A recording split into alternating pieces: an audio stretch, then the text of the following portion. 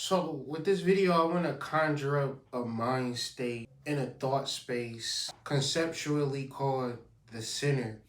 This concept could be referred to in my book, A Spiritual Being, Having a Human Experience. I'm the author of that book. My name is Kyrie Anthony. And the first chapter of that book, After Gnosis, is the concept of centering, where you're taking your consciousness and you are centering it into yourself, into this moment, so you can have full power. What we generally do is that we send our energy out and we spread ourselves thin, whether we're trying to worry or fix or perform or show up. And all of these things are fine and well. But when we talk about metaphysics, where we're taking the one and controlling the all, we have to understand that we have a lot of power. And with that power is a lot of responsibility.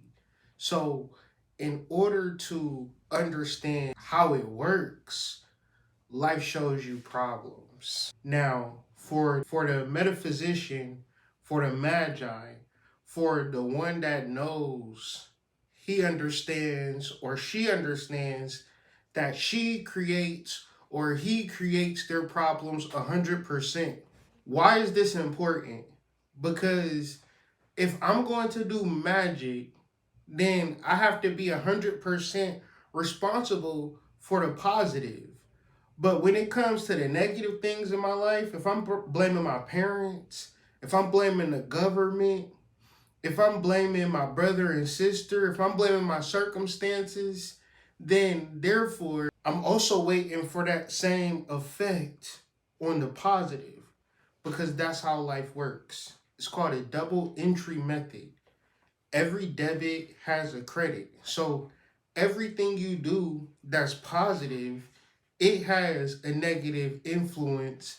And that negative influence is the shadow. Because a lot of the positive things that we do are performative, are for positive accolades. So when it's all said and done, what are you left with? So for the magician, for the practitioner, he now understands or she now understands that they must center themselves if they're ever going to gain any understanding. Because you have been in those rooms, you have got the jobs, you have got the money, you have traveled the world by now. You've seen all the world has to offer, but you haven't seen yourself. And the only way that you begin to see yourself is through a process of centering. And I just want to walk you through it real quick so you can begin to understand how you begin to do magic and how magic begins to work for you at a high level. So the main point to magic or to ritual is having a proper attitude. Now, if the attitude is towards the fake you, which is the ego, which is the claymation version of you, the material version of you, if you are doing magic for the sake of the ego, then therefore it's not going to necessarily work, if not in the way that you think it's going to work. You may get it, but it's not going to feel the way that you thought it was going to feel. However, a real simple solution to all your magical problems is just to understand that the real you, the soul you, is the person that you need to be getting closer to with every ritual, with every practice, with every prayer, with every meditation, with every step you take. You are trying to get closer to the real you, because the real you is already successful. The real you is already got the friends and family and the support. So you don't have to be intentional and performative. Like I said earlier, having relationships is not a bad thing. It is just when we lose ourselves within these dynamics, we don't have a center. And what do they say?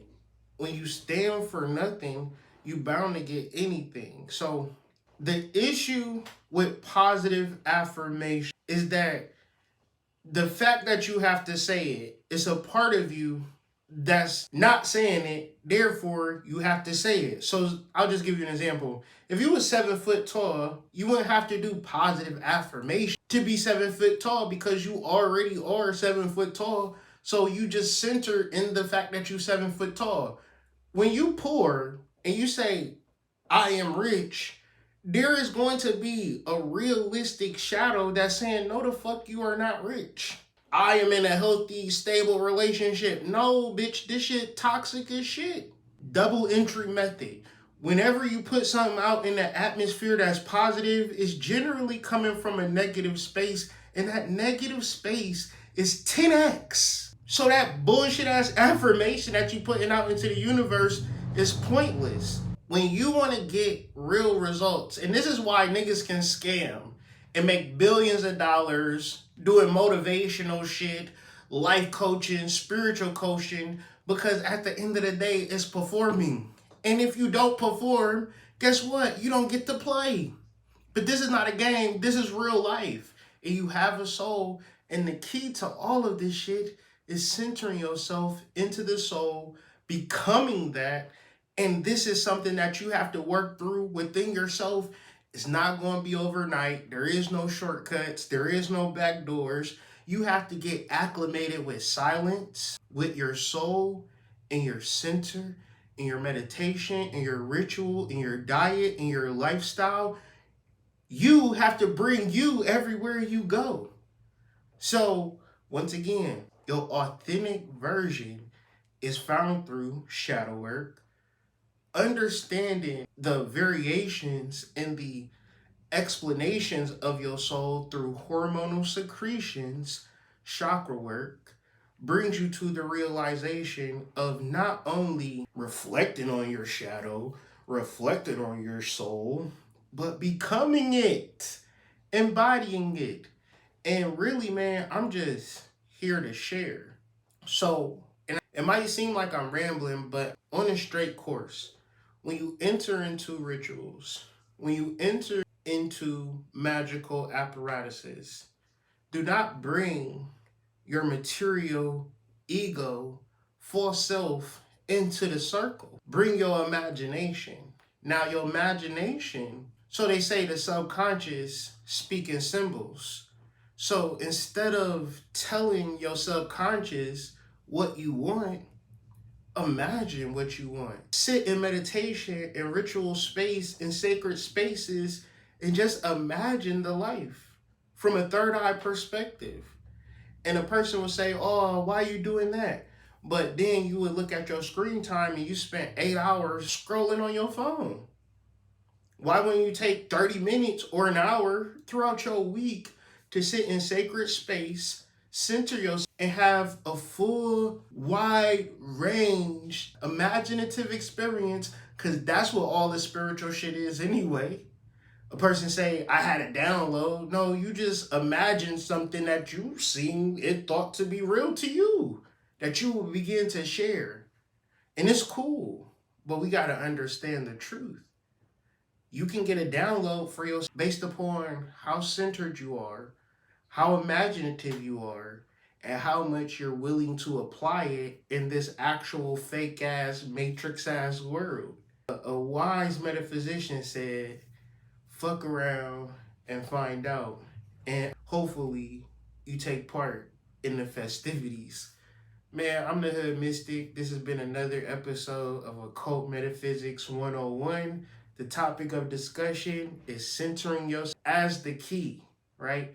So I'm going to finish this. I was finished, but I'm going to finish this like a PS. Remember I said the double entry method, right? The accountant is not trying to get the books to be 1,000,000 on one side and 0 on this side. No.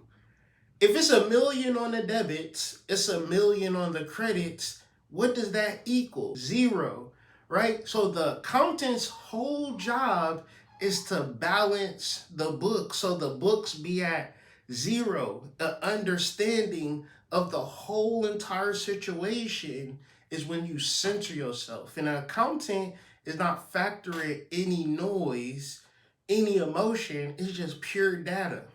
So just think about that in reference to your ego.